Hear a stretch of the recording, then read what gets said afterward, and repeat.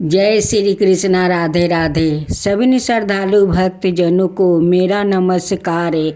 आज आप सुनेंगे गुरुवार की व्रत कथा। प्राचीन समय की बात है। एक नगर में एक बड़ा व्यापारी सेठ रहता था। वह जहाज़ों में माल लदवा कर दूर देश में वो भेजा करता था। वह जिस प्रकार अधिक धन कमाता था उसी प्रकार वो जीव खोल कर दान भी करता था। परंतु उसकी पत्नी अत्यंत मकचूस थी। वह किसी को एक दाना भी वो नहीं देने देती। एक बार सेठ जब दूसरे देश व्यापार करने गया तो पीछे से गुरु बृहस्पति देव ने साधु वेश में उसकी पत्नी से भिक्षा मांगने आए। व्यापारी की पत्नी बृहस्पति देव से बोली, हे साधु महाराज, मैं इस दान और पुण्य से तंग आ गई हूँ। आप कोई ऐसा उपाय बताइए जिससे मेरा सारा धन नष्ट हो जाए और मैं आराम से रह सकूं। मैं यह धन लुटाता और बांटता हुआ नहीं देख सकती। गुरु बृहस्पति देव ने कहा, हे देवी, तुम बड़ी विचित्र हो। संतान और धन से कोई भला दुखी होता है। अगर अधिक धन है तो इसे शुभ कार्य में लगाओ। कुंवारी कन्याओं का विवाह करवाओ। विद्यालय और बाग बगीचा का निर्माण करवाओ। ऐसे पुण्य कार्य करने से तुम्हारा लोक परलोक सतर्क हो सकता है। परंतु साधु की इन बातों से व्यापारी की पत्नी को खुशी नहीं मिली। उसने कहा, मेरे ऐसे धन की आवश्यकता नहीं है जिसे मैं दान दूं। तब गुरु बृहस्पति देव बोले, यदि तुम्हारी ऐसी इच्छा है तो तुम एक उपाय करना। 7 बृहस्पतिवार घर को गोबर से लिपना। अपने केशों को पीली मिट्टी से धोना। केशों को धोते समय स्नान करना। व्यापारी से हजामत बनाने को कहना। भोजन में मांस मदिरा खाना। कपड़े अपने घर धोना। ऐसे करने से तुम्हारा सारा धन नष्ट हो जाएगा। इतना कहकर गुरु बृहस्पति देव अंतर ध्यान हो गए। व्यापारी सेठ की पत्नी ने बृहस्पति देव के कहे अनुसार 7 गुरु बृहस्पतिवार वैसे ही करने का निश्चय किया। केवल 3 बृहस्पतिवार बीते थे कि उसी समस्त धन संपत्ति नष्ट हो गई और वह परलोक सिधार गई। जब व्यापारी वापस आया तो उसने देखा कि उसका सब कुछ नष्ट हो चुका है। उस व्यापारी ने अपनी पुत्री को संताना दी और दूसरे नगर में जाकर वो बस गई। वहाँ वो जंगल से लकड़ी काट कर लाता है और शहर में बेचता है। इस तरह वह अपना जीवन व्यतीत करने लगा। एक दिन उसकी पुत्री ने दही खाने की इच्छा प्रकट की, लेकिन व्यापारी के पास दही खरीदने के 1 पैसा भी नहीं था। वो अपनी पुत्री को आश्वासन देकर जंगल में लकड़ी काटने चला गया। वहाँ एक वृक्ष के नीचे बैठकर अपनी पूर्व दशा पर विचार करके वो रोने लगा। उस दिन गुरु बृहस्पतिवार था। तभी वहाँ गुरु बृहस्पति देव साधु के रूप में सेठ के पास आए और बोले, हे मनुष्य, तू इस जंगल में किस चिंता में बैठे हो? तब व्यापारी बोला, हे महाराज, आप सब कुछ जानते हैं। इतना कहकर व्यापारी अपनी कहानी सुनाकर रो पड़ा। गुरु बृहस्पति देव बोले, देखो बेटा, तुम्हारी पत्नी ने बृहस्पति देव का अपमान किया था, इसी कारण तुम्हारा यह हाल हुआ है। लेकिन अब तुम किसी प्रकार की चिंता मत करो। तुम गुरुवार के दिन बृहस्पति देव का पाठ करो। 2 पैसे के चने और गुड़ को लाकर जल में लोटे में शक्कर डालकर वह अमृत और प्रसाद बनाओ। अपने परिवार के सदस्यों और कथा सुनने वालों में बांट दो। सवाए भी प्रसाद और चरणामृत लो। भगवान तुम्हारा अवश्य कल्याण करेंगे। साधु की बात सुनकर व्यापारी बोला, महाराज, मुझे तो इतना भी नहीं बचता कि मैं अपनी पुत्री को दही लाकर दे सकूं। इस पर साधु जी बोले, तुम लकड़ियाँ शहर में बेचने जाना। तुम्हें लकड़िए के दाम में पहले से दोगुना मिलेगा, जिससे तुम्हारे सारे कार्य सिद्ध हो जाएंगे। उसने लकड़ियाँ काटी और शहर में बेचने के लिए चल पड़ा। उसकी लकड़ियाँ अच्छे दाम में बिक गई, जिससे उसने अपनी पुत्री के लिए दही लिया और गुरुवार की कथा हेतु चना गुड़ लेकर कथा की और प्रसाद बनाई और बांट कर सवाए भी खाया। उसी दिन से उसकी सभी कठिनाई दूर होने लगी। परंतु अगले गुरुवार को वह कथा कराना भूल गया। अगले दिन वहाँ के राजा ने एक बड़े जग का आयोजन कर पूरे नगर के लोग के लिए भोजन का आयोजन किया। राजा की आज्ञा अनुसार पूरे नगर के राजा के महल में भोजन करने गया। लेकिन व्यापारी वो उसकी पुत्री तनिक विलम्ब से पहुंची। अत उन दोनों को राजा ने महल में ले जाकर भोजन करवाया। जब वो दोनों लौट कर आए तब रानी ने देखा कि उसका खूंटी पर टंगा हार गायब हो गया है। रानी को व्यापारी और उसकी पुत्री पर संदेह हुआ कि उसका हार उन दोनों ने ही चुराया है। राजा की आज्ञा से उन दोनों को कारावास की कोठरी में बंद कर दिया गया। कैद में पड़ कर दोनों अत्यंत दुखी हुआ। वहाँ उन्होंने गुरु बृहस्पति देव का स्मरण किया। गुरु बृहस्पति देव ने प्रकट होकर व्यापारी को उसकी भूल का अभिवास करवाया और उन्हें सलाह दी कि गुरुवार के दिन कैदखाने के दरवाजे पर तुम्हें 2 पैसा मिलेगा। उनसे तुम चने और मुनका मंगा कर विधि पूर्वक गुरु बृहस्पति देवता का पूजा करना। तुम्हारे सब दुख दूर हो जाएंगे। गुरु बृहस्पतिवार को कैदखाने के द्वार पर उन्हें 2 पैसा मिला। बाहर सड़क पर एक स्त्री जा रही थी। व्यापारी ने उसे बुलाकर गुड़ और चना लाने को कहा। इस पर वह स्त्री बोली, मैं अपनी बहू के लिए गहने लेने जा रही हूँ, मेरे पास समय नहीं है। इतना कहकर वो चली गई। थोड़ी देर बाद वहाँ से एक और स्त्री निकली। व्यापारी ने उसे बुलाकर कहा कि हे बहन, मुझे बृहस्पति देव की कथा करानी है, तुम मुझे 2 पैसा का गुड़ चना ला दो। बृहस्पति देव का नाम सुनकर वो स्त्री बोली, भाई, मैं तुम्हें अभी गुड़ चना लाकर देती हूँ। मेरा तो इकलौता बेटा मर गया। मैं उसके लिए कफन लेने जा रही थी, लेकिन मैं पहले तुम्हारा काम करूँगी, उसका बाद अपने बेटा के लिए कफन लाऊंगी। वह स्त्री बाजार से व्यापारी के लिए गुड़ चना ले आई और सवाए भी गुरु बृहस्पति देव की कथा सुनी। कथा के समाप्त होने पर वह स्त्री कफन लेकर अपने घर गई।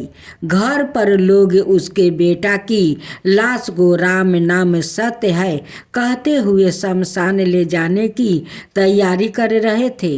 स्त्री बोली, मुझे अपने बेटा का मुख देख लेने दो। अपने बेटा का मुख देखकर उस स्त्री ने उसके मुख में प्रसाद और चरणामृत डाल दी। प्रसाद और चरणामृत के प्रभाव से वो पुनर्जीवित हो गया।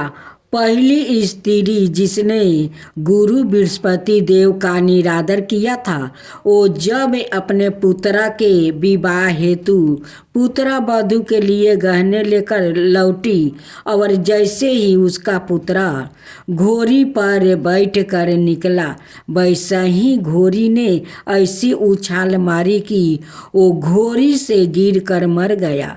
यह देख कर स्त्री रो रो कर बृहस्पति देव से क्षमा याचना करने लगी। उस स्त्री की याचना से गुरु बृहस्पति देव साधु भेष में वहाँ पहुँच गए। कहने लगे, देवी, तुम्हें अधिक विलाप करने की आवश्यकता नहीं है। यह गुरु बृहस्पति देव का अनादर करने के कारण हुआ है।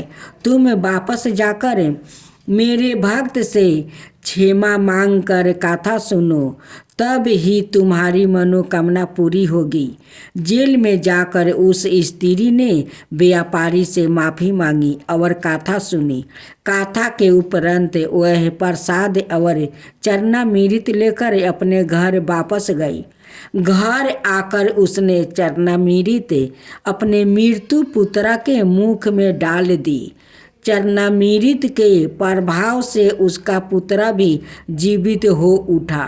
उसी रात बृहस्पति देव राजा के सपने में आए और बोले, हे राजन, तूने जिस व्यापारी और उसके पुत्री को जेल में कैद कर रखा है वो बिल्कुल निर्दोष है। तुम्हारी रानी का हार वही खूंटी पर वो लटका है। दिन निकला तो राजा रानी ने हार खूंटी पर लटका हुआ देखा। राजा ने उसे व्यापारी और उसकी पुत्री को रिहा कर दिया और उन्हें आधा राज्य देकर उसकी पुत्री का विवाह ऊंचा कुल में करवाकर दहेज में हीरे जवाहरात दिया। तब बोलो, गुरु बृहस्पति भगवान की जय, गुरु बृहस्पति देव की जय। विष्णु चालीसा। विष्णु सुनिए बिनाए, सेवक की जीति लाए। कीरत कुछ बरने करूं, दीजो ज्ञान बताए। नमो विष्णु भगवान खरारी, कष्ट नसवनी अखिल बिहारी। परबल जगत में शक्ति तुम्हारी, त्रिभुवन फैले रही उजियारी। सुंदर रूप मनोहर सूरते, सरल स्वभाव मोहिनी मूरते। तन पर पीतम्बरी अति शोभती, भजन्ति माला मन मोहता। शंख चक्र कर गदा बिराजे, देखत दैत्य असुर दल भाजे। सती धर्म मदि लोगे ना गाजे, काम क्रोध मदि लोगे ना साजे। संत भक्त साजने मनि रंजने, धनुजी असुर दुष्टन दल गंजने। सुख उपजावे कष्ट सब भंजने, दोषी मिटावे करत जन साजने। पापी कटे भाव सिंधु तारने, कष्टे नाश करि भगतनु बारने। करत अनेक रूप प्रभु धारने, केवल आप भक्ति के कारण धरनी धेनु बनी तुम्हें पुकारा, तब तुम रूप राम का धारा, मार उतार असुर दल मारा, रावण आदि की को संहारा, आप 12 रूप बनाया, हिरण्यकश को परिभू मार गिराया, धर्मक्षय तनि सिंधु बनाया, 14 रतन को निकाला, अमील के असुर ने धुंध मचाया, रूपी मोहिनी आप दिखाया, देवन को अमृत पान कराया, असुरन को छवि से बहलाया, कर में रूप धर सिंधु समझाया, मंदिराचल गिरी तुरंत उठाया, शंकर का तुम्हें फंद छुड़ाया, भस्मासुर को रूप दिखाया, वेदन को जब असुर डुबाया, कर पर बंदे उन्हें ढूंढवाया, मोहित बन कर खलहि नचाया, उसही कर से भस्म कराया, असुर जलंधर अति बलदाई, शंकर से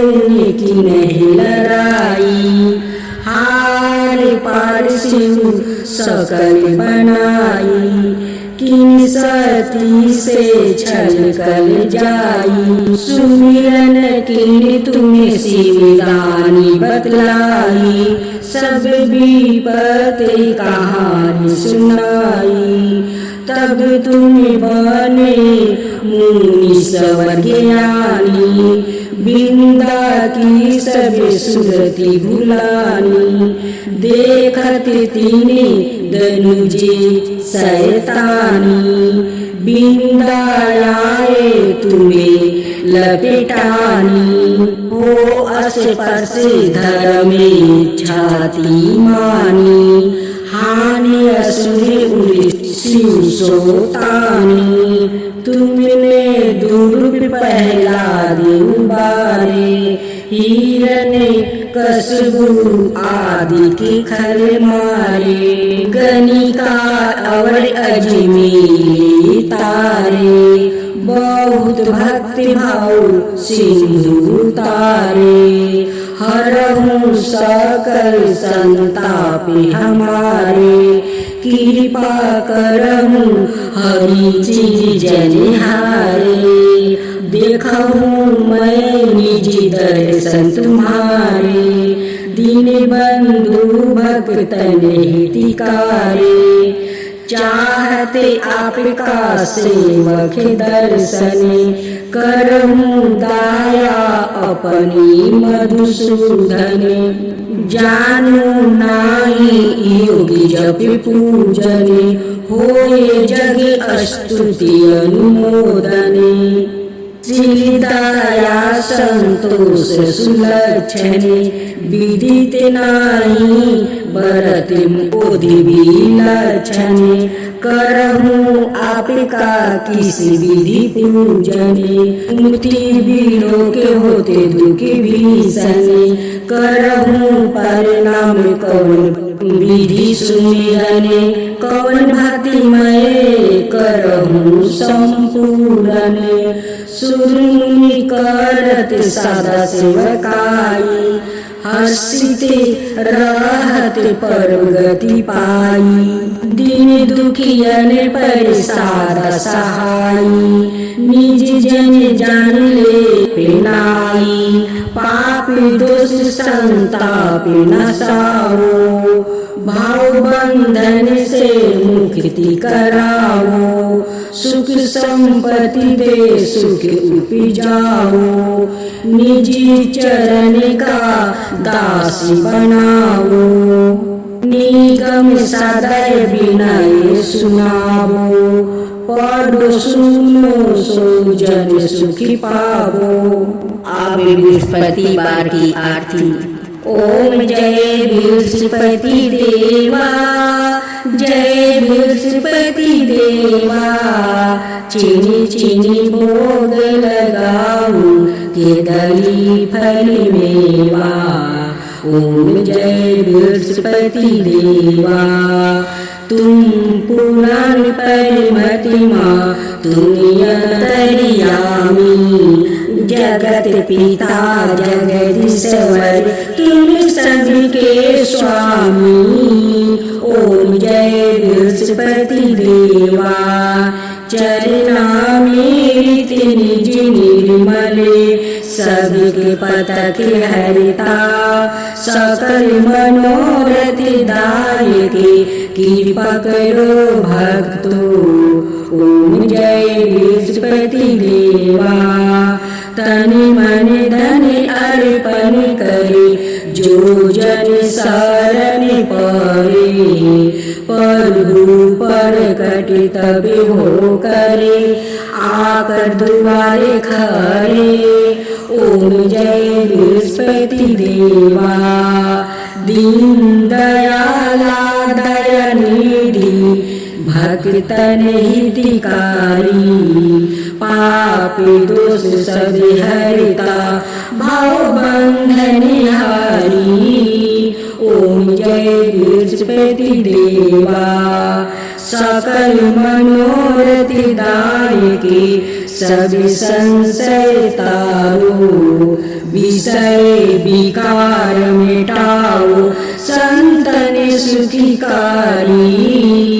ओम जय बृहस्पति देवा, जो कोई आरती तेरी प्रेम सहित गावे, ज्येष्ठानंद बंदे सो निश्चय पावे। ओम जय बृहस्पति देवा, ओम जय बृहस्पति देवा।